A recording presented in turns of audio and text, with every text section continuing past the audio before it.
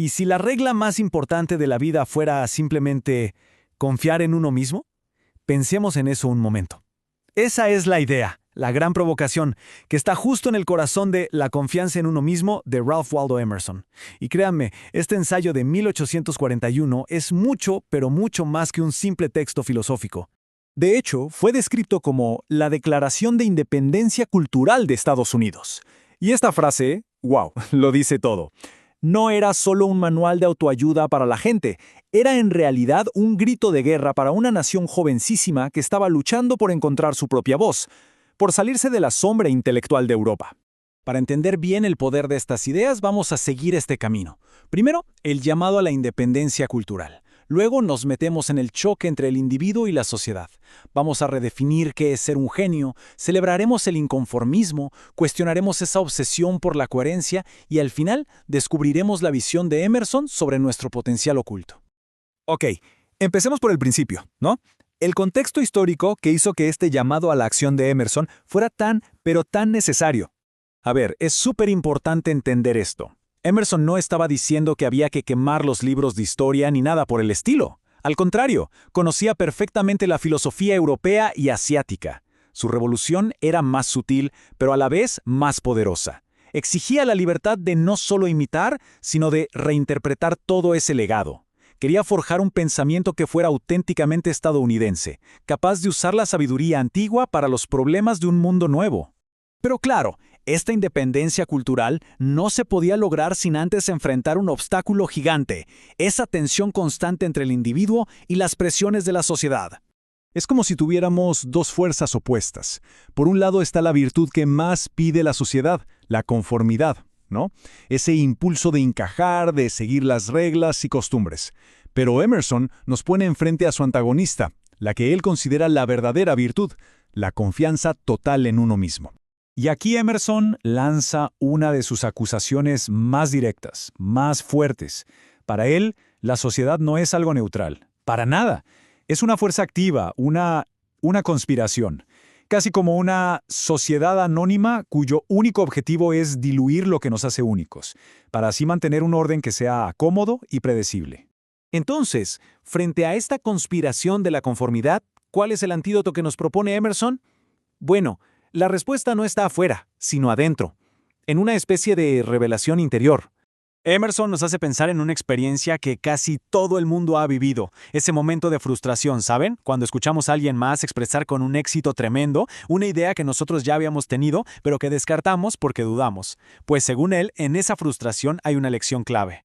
Para Emerson, el verdadero genio no es algo místico reservado para unos pocos elegidos.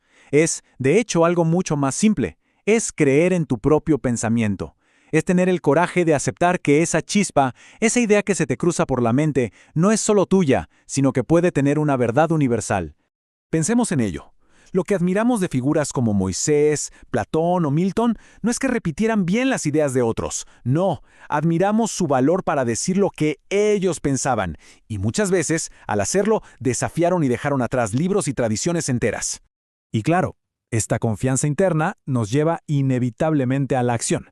Y para Emerson, la forma más pura de demostrar esta confianza es practicando activamente el inconformismo. La afirmación de Emerson aquí es contundente, no deja lugar a dudas. Para él, para alcanzar una verdadera madurez, para ser una persona plena, o un hombre, como se decía en su época, hay que ser un inconformista. Y esto significa que nuestras acciones no deben venir de la costumbre o de querer agradar, sino de nuestra propia convicción, de la más profunda. Esto nos lleva al mismísimo corazón de su filosofía. Al final del día, no hay nada, absolutamente nada, más sagrado que la integridad de la propia mente. Ni la sociedad, ni la iglesia, ni la tradición tienen la última palabra. El juicio más importante es el que nos hacemos a nosotros mismos. Pero ser inconformista nos enfrenta a un miedo enorme. Y aquí es donde Emerson lanza una de sus ideas más provocadoras. Su ataque directo a algo que todos valoramos muchísimo: la coherencia. Emerson nos pone este miedo de frente, el terror a contradecir lo que dijimos ayer. Es un miedo que nos puede paralizar. Pero él nos pregunta, ¿y qué pasa si alguien se contradice? ¿Es de verdad una catástrofe? Y su respuesta es una de las frases más célebres de la literatura.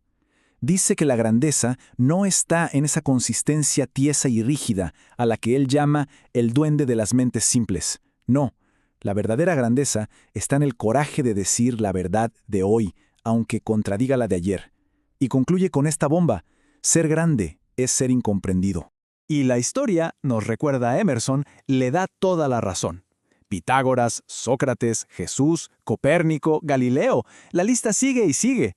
Todas estas figuras que hoy vemos como gigantes fueron en su momento disidentes, herejes, revolucionarios. ¿Y cuál fue su crimen? Atreverse a contradecir lo que se daba por sentado. Esta valentía para ser incomprendido es la llave para desatar nuestro verdadero potencial y la capacidad de transformar el mundo. Y esto nos lleva a la visión final de Emerson. Emerson le da una vuelta de tuerca radical a cómo vemos la historia. Para él, cualquier institución no es más que la sombra alargada de un individuo. La historia, entonces, es la biografía de unas pocas personas que confiaron en sí mismas.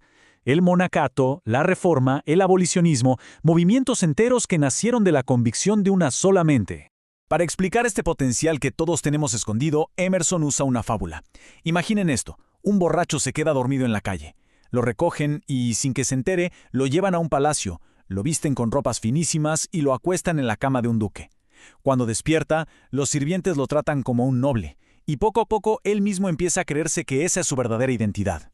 Bueno, pues esta historia, para Emerson, es la condición humana. Vivimos como ese borracho en la calle, sin tener ni idea de nuestra propia nobleza, de nuestro potencial gigantesco. Actuamos como si fuéramos intrusos en un mundo que en realidad nos pertenece. Al final no estamos aquí solo para ser espectadores. Cada obra de arte, cada institución, cada idea del pasado está ahí, esperando nuestro veredicto.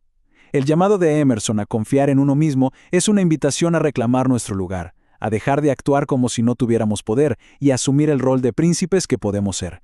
Así que la pregunta final no es qué piensa el mundo de nosotros, sino qué pensamos nosotros del mundo.